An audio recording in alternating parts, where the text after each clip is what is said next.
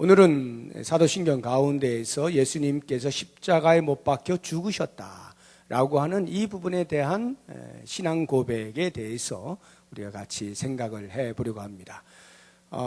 기독교 역사 그리고 기독교 전체를 통틀어서 가장 중요한 핵심 교리가 뭐냐 이렇게 이야기하면 두 개로 이야기하면 십자가와 부활일 터인데 오늘 그 중에 하나인 십자가를 말씀하는 날입니다. 역사상 가장 적은 숫자가 모여있는 상황에서 기독교의 가장 중요한 교리를 제가 지금 설교한다는 것이 얼마나 가슴이 벅차오르는지 모릅니다. 사실은 제가 이렇게 오늘 적게 나오실 줄 알고 다른 말씀을 준비할까 고민하다가 아니다, 주님 주시는 대로 가야 됩니다 하고는 그대로 준비를 했는데, 여러분들이 예수님의 십자가에서의 죽으심을 모르는 분이 누가 계시고 그 구체적인 어떤 상황들에 대해서 다 지금까지 들어오신 말씀이지만 우리가 들어도 또 듣고 싶고 또 듣고 싶은 그 놀라운 신비의 말씀, 그리스도의 십자가, 오늘 이 수요기도회 가운데 우리가 말씀을 나누는 가운데 하나님의 크신 은혜가 있기를 소망합니다. 가장 먼저 우리가 이 그리스도의 십자가의 그 죽으심의 이 죽으심이 역사 속에서 있었던 사실이다라고 하는 것을 우리가 먼저 좀 생각을 해볼 필요가 있어요. 허구가 아니란 말이에요. 우리가 신앙으로 그냥 있었던 것으로 쳐주는 그런 전설 속의 이야기가 아니다, 이런 말입니다. 그리스도의 십자가에서의 죽으심은 역사의 한 현장 속에서 생생하게 있었던 일이다라는 것인데, 이 부분에 대해서 그렇지 않다라고 말하는 사람들이 있기 때문에 이것을 아는 것이 중요해요. 우리가 잘 아는 그 영지주의자들의 생각은 이런 것이죠. 예수님이 실제로 육체의 몸을 입고 이 땅에 오신 것이 아니다. 그냥 예수라고 이름하는 어떤 육체를 가진 사람에게 하나님의 아들의 영이 세례를 받을 때에 임하셔서 활동을 하시다가, 그리고 죽기 직전, 십자가에서 죽기 직전에 그 예수의 영이 떠나셨다는 거예요. 그래서 십자가에서 못 박혀 죽은 것은 그냥 예수라 이름하는 껍데기, 육체를 가진 껍데기 인생뿐이다. 예수님은 실제로 죽으신 것이 아니다. 이렇게 가르친 것이 영지주의자들인데, 그 영지주의자들의 가르침이 1세기, 2세기 초대교회 공동체를 강탈을 했다고 생각을 하면 그리스도의 십자가에서의 죽으심이 역사적이다라고 하는 것을 아는 게 얼마나 중요한지를 금방 깨닫게 되는 겁니다. 우리나라는 지금 그다지 아직 들어와 있지 않아서 참 감사한 일인데, 조금만 나가도요, 동남아라든가 아니면 서구 유럽에까지, 지금 아프리카는 말할 것도 없고요, 이슬람이 꽉 찼습니다. 이 모하메드 이슬람교가 이야기하는 예수의 죽음에 대해서도 이런 거예요. 바꿔치기 했다는 것입니다. 바꿔치기. 그래서 가룟 유다가 그 예수님이 죽으시는 그 자리에 못 박혀 죽었다든가, 아니면 마태복음에 나오는 그 구레네 시몬, 십자가를 지고 가던 그 사람 있잖아요. 그 구레네 시몬이 아마 그 십자가에 못 박혀 죽었고, 예수님은 아마 슬쩍 도적질 해가지고 이렇게 바꿔치기가 됐을 것이다. 그래서 예수님은 실제로 죽으신 것이 아니다, 이렇게 이야기를 하고요. 이슬람에서 또 다른 하나의 이야기는 기절했다는 거예요. 기절. 그러니까 그 십자가에 못 박혀 죽으시 전에 굉장히 많이 맞았잖아요. 그 채찍을 얼마나 많이 맞으셨어요. 고통에 못 이겨서 혼절을 했다는 거죠. 그런데 그 기절한 상태로 십자가에 매달고 죽은 줄 알고 그냥 꺼집어 내려서 무덤에다가 넣어놨다는 거지. 그런데 그 무덤에 계셨던 예수님이 시간이 흘러서 정신을 차리고 보니까 이게 어디야, 무덤이네 하고는 무덤 문을 굴리고 나오셨다. 근데 실제로 죽으신 것이 아니다, 이렇게 말들을 하는 겁니다. 그러니까 전부 예수님의 죽으심이 역사적 사실이 아니다라고 하는 이 부분에 대해서 이야기들을 하는 거예요. 그러면 왜 예수님의 그 죽음이 역사적 사실이다라고 하는 게 중요하냐라고 하는 것을 우리가 좀 알 필요가 있죠. 이 성경이 예언적으로 이미 예수님의 죽으심에 대해서 말씀을 하고 있을 뿐만 아니라 빌라도가 선고를 해서 예수님을 넘겨주지 않습니까? 그리고 실제로 십자가에서 못 박혀 죽으시잖아요. 그 많은 증인들이 있지 않습니까? 이러한 그 예수님의 그 죽으심의 역사성이 왜 중요하냐라고 할 때 그것은 예수님의 죽으심이 없으면 부활도 없는 것이거든요. 예수님의 부활이 없으면 그 예수님의 죽으심과 부활을 외쳤던 나는 뭐가 되냐 하고 사도 바울이 이야기하는 거예요. 예수님의 죽으심과 부활이 없는데 나는 지금까지 뭐 한 거냐 이 말이에요. 예수님의 부활이 없으면 우리도 부활이 없는 거죠. 우리의 부활의 첫 열매가 되신 예수님이 부활하지 않으셨는데 우리가 무슨 부활이 있겠어요? 무슨 소망이 있겠어요? 그래서 예수님의 그 부활의 능력, 모든 인류의 희망, 그것은 곧 예수님의 십자가에서의 죽으심으로만이 부활을 이야기할 수 있는 것이기 때문에 그리스도의 십자가에서의 죽으셨다라고 하는 이 역사성은 우리 기독교에 있어서 가장 중요한 교리 가운데 하나가 된다라고 하는 것입니다. 그러면 예수님이 왜 죽으셨는가? 당연히 우리의 죄를 속량하기 위해서 죽으셨죠. 갈라디아서 3장 13절에 보면 그리스도께서 우리를 위하여 저주를 받은 바 되사 율법의 저주에서 우리를 속량하셨으니, 율법의 저주에서 우리를 속량하시기 위하여 예수님이 십자가에서 죽으셨다. 그러면 율법의 저주라는 것이 뭐냐라고 할 때 모든 죄인들은 죽는다라고 하는 것이죠. 로마서 6장 23절에 보면 죄의 삭은 사망이요 이렇게 돼 있단 말이에요. 그러니까 모든 그 죄의 삭스로서의 사망, 죽을 수밖에 없는 그 상황, 그것으로부터 건져내시는 속량, 이것이 그리스도의 십자가의 죽으심의 의미다라고 하는 겁니다. 우리 인류의 궁극적인 문제는 죄 아닙니까? 모든 일어나는 그 문제의 근원이 죄로 말미암잖아요. 우리에게 들어와 있는 그 죄로 인해서 모든 각종 문제들이 일어나게 마련인 것인데, 바로 그와 같은 인생에 주어져 있는 궁극적 문제에 대한 하나님의 궁극적 해결 방법이 바로 십자가에서의 죽으심, 예수를 십자가에 못 박는 그 일이다라고 하는 차원에서 십자가의 죽으심은 중요하다라고 하는 것입니다. 그러면 예수님께서 꼭 죽으셔야만 했는가라고 하는 것입니다. 꼭 죽으셔야만 했는가? 이것은 그동안 제가 많이 말씀을 드렸죠. 피 흘림이 없으면 죄 사함이 없기 때문에 그래요. 피 흘림이 없으면 죄 사함이 없어요. 그러니까 예수님 반드시 피를 흘리시게 되어 있는 거예요. 그래서 예수님이 인성을 입고 이 땅에 오실 수밖에 없었던 것이죠. 자, 이와 같은 예수님의 죽으심, 그것이 과연 우리들에게 어떠한 효력을 가져오느냐라고 할 때, 어떠한 효력을 가져오느냐라고 할 때 그 말씀을 가장 쉽게 우리들에게 말씀하고 있는 부분이 히브리서인데요. 구약의 제사법과 비교해서 예수님의 죽으심의 의미들을 설명해 놓고 있는 것이 히브리서거든요. 한번 우리 히브리서 9장을 찾아보겠습니다. 히브리서 9장.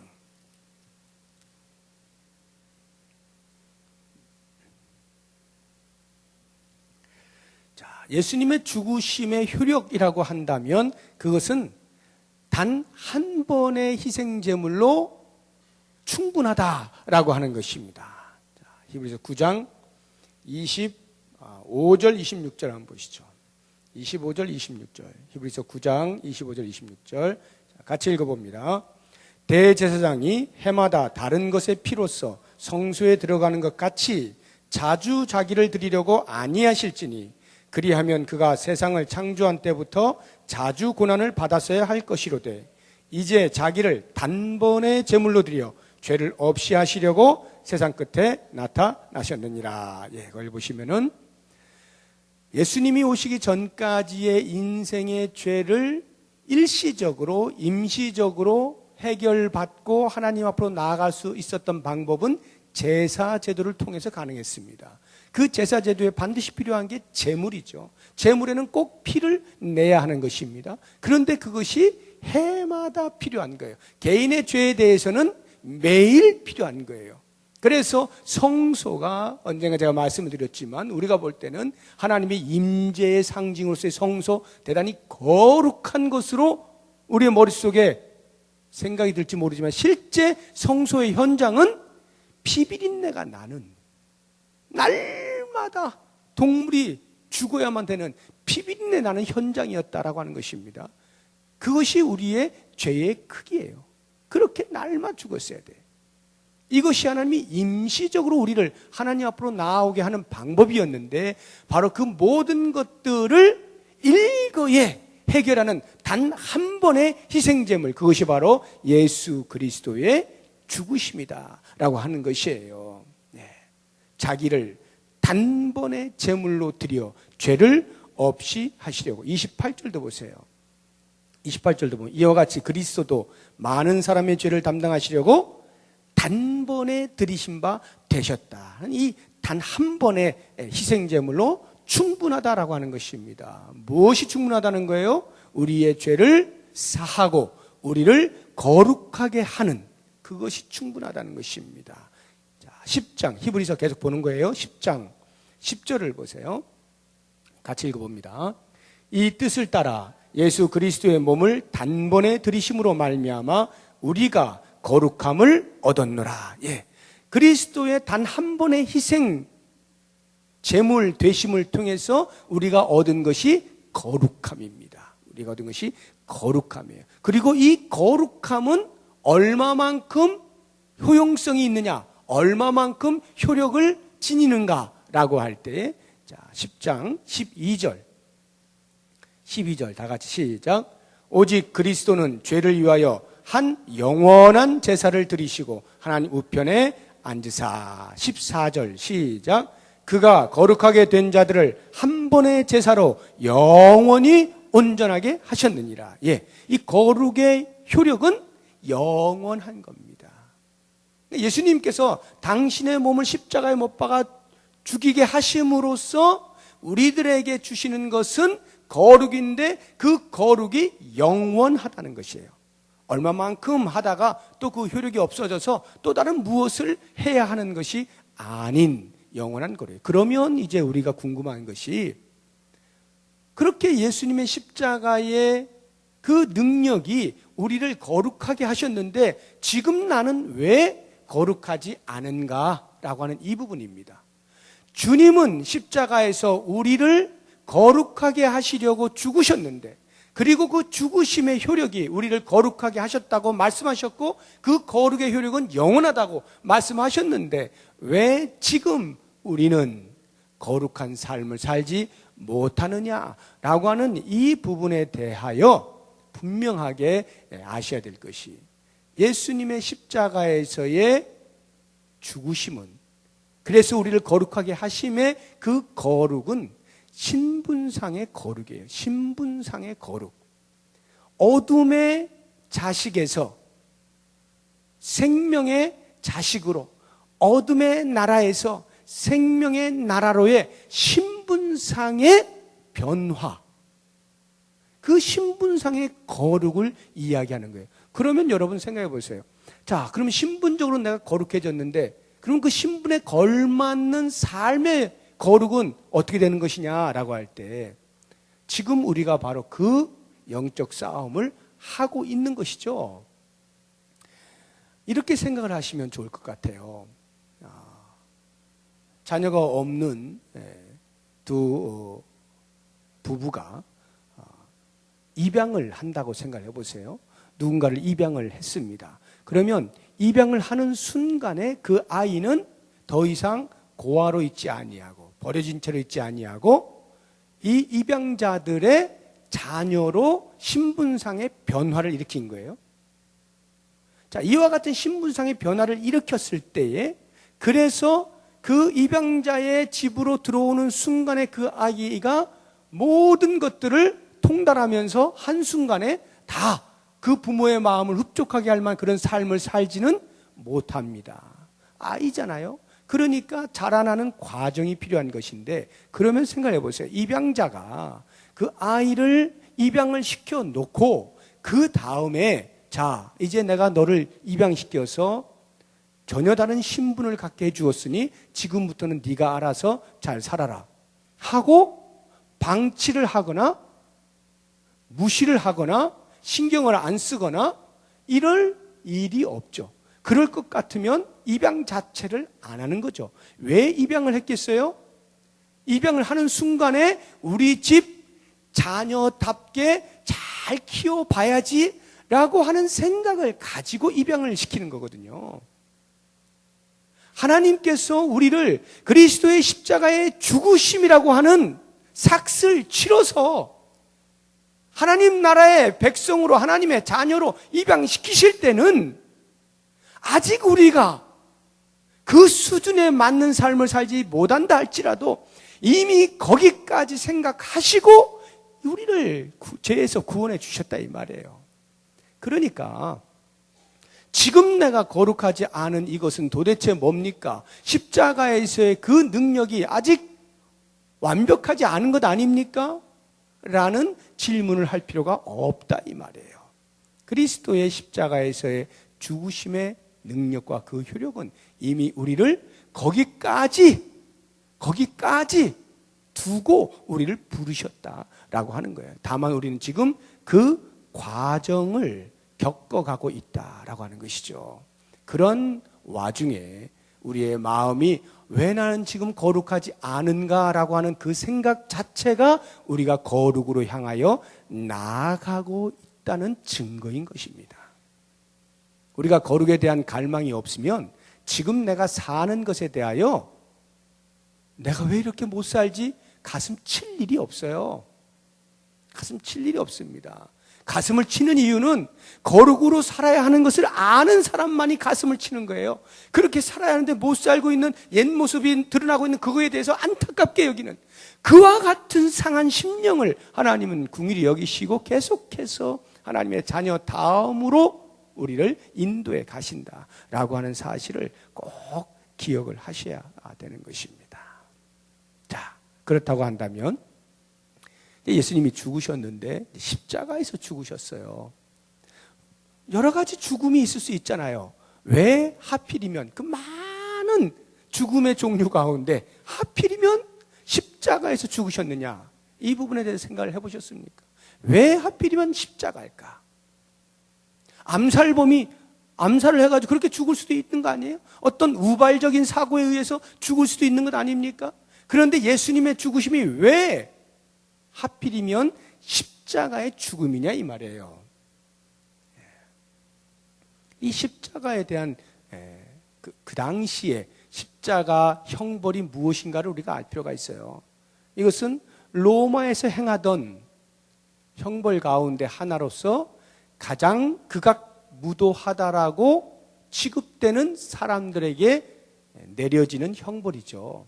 예를 들면 내란을 일으켰거나 반역죄를 지었거나 아니면 노예가 주인에게 대항을 했거나 도저히 사람으로서 할 수 없는 범죄를 저질렀거나 등등의 이런 로마 정부가 생각했을 때 이런 죄질은 뭔가 사람들에게 보여주어서 일벌백계와 같이 경고를 하지 않으면 안 되겠구나. 이런 죄를 지으면 이런 꼴을 당하게 된다라고 하는 아주 치를 떨만한 그러한 뭔가를 보여줘야 되겠다 해서 만든 게 십자가 형벌이에요. 바로 그 십자가 형벌을 예수님이 지셨다라고 하는 것 아닙니까? 로마가 다름 아닌 그 당대 가장 최강대국으로서 모든 인류 가운데 최강대국으로서 적어도 로마가 꽝꽝 치면 끝나버리는 그 법의 힘, 모든 사람들이 그 법 앞에서 무릎을 꿇을 수밖에 없는 그 법적인 판결 가운데서도 가장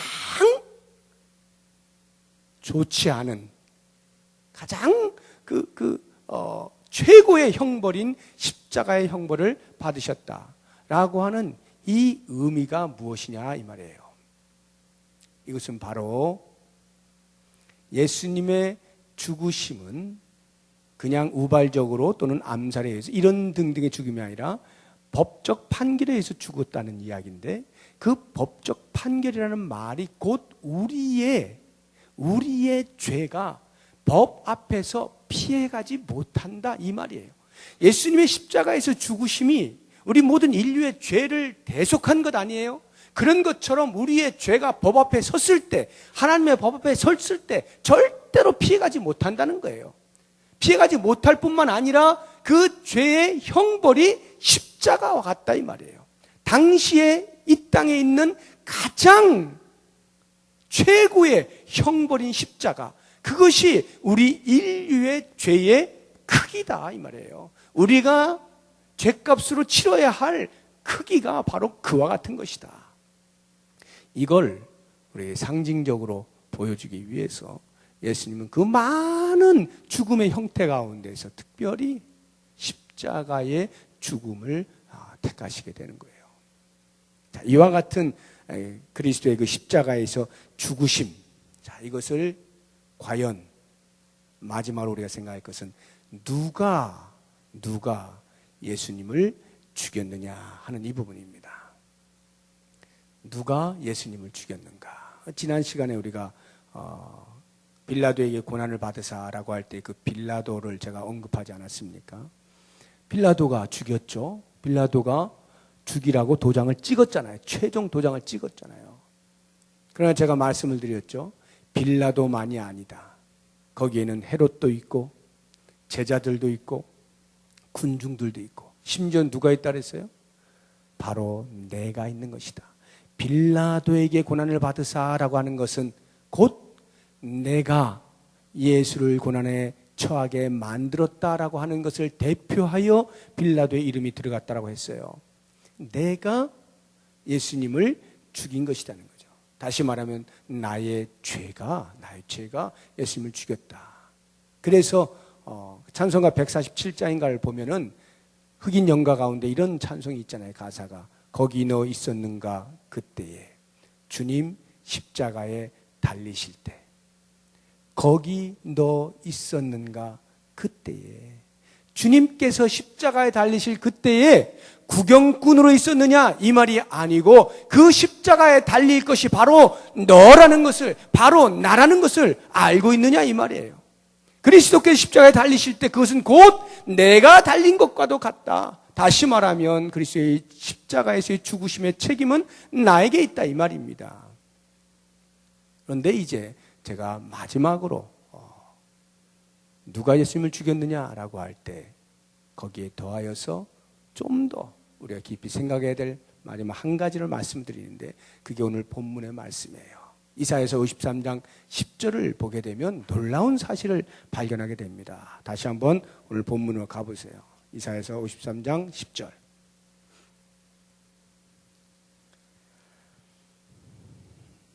우리 같이 한번 읽어보겠습니다. 여호와께서 그에게 상함을 받게 하시기를 원하사 질고를 당하게 하셨은지. 일단 거기까지만요.